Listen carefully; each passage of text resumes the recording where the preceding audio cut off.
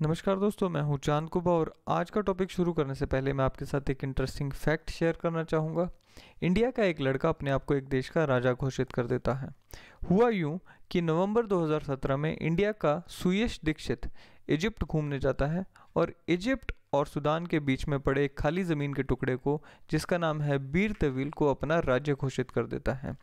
इस टुकड़े पर ना तो इजिप्ट का कोई दावा था और ना ही सूडान का कोई दावा था।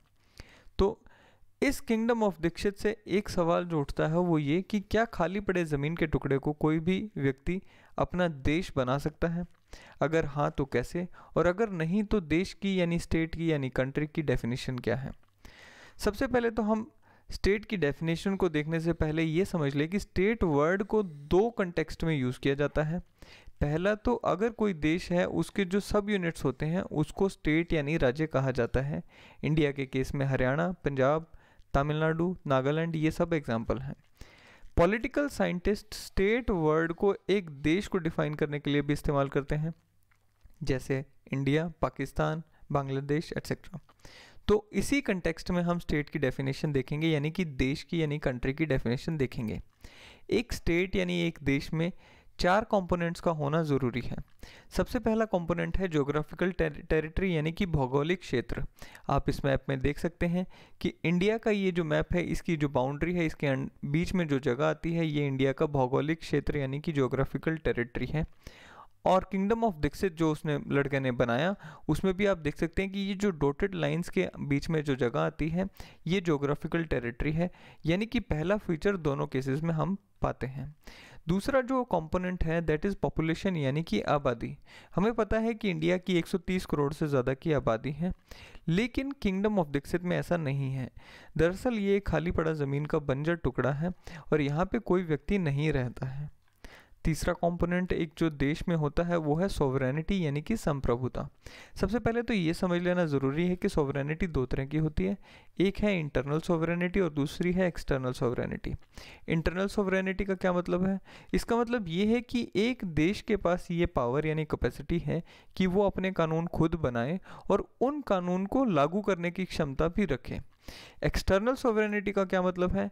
यानी कि इस एक देश के पास ये पावर है कि वो अपनी जो फॉरेन पॉलिसी है वो इंडिपेंडेंटली बनाए। कोई और देश उसको इन्फ्लुएंस नहीं कर सकता कि वो अपनी जो फॉरेन पॉलिसी है किसी और के हिसाब से बनाए। इंडिया के केस में ना तो इंटरनल और एक्सटर्नल सोवरेनिटी दोनों ही देखने को मिलती हैं। यानी कि भारत की सरकार अपने कानून बनाती भी खुद है और उन्हें लागू भी करने की क्षमता रखती है, और वो ना ही किसी और के दबाव में आकर अपनी फॉरेन पॉलिसी बनाती है। लेकिन जो किंगडम ऑफ दीक्षित है, यहाँ पे ये देखना पॉसिबल नहीं है। सबसे पहली बात तो यहाँ पे जनता ही नहीं है, तो कानून बनाया किसके लिए जाए। और दूसरी बात ये कि यहाँ पे एक्सटर्नल सोवरेनिटी भी नहीं है, क्योंकि यहाँ की देश को या यहाँ की सरकार को किसी और देश ने पहचान ही नहीं दी है, यानी कि उसको रिकॉग्नाइज ही नहीं किया है। जो नेक्स्ट यानी फोर्थ कंपोनेंट एक देश में देखा जाता है दैट इज़ गवर्नमेंट यानी सरकार। अब हमें पता है कि इंडिया में एक वेल इलेक्टेड डेमोक्रेटेड गवर्नमेंट है और यही गवर्नमेंट पूरे देश को चला रही है। लेकिन किंगडम ऑफ दीक्षित में ऐसा देखने को नहीं मिलता है।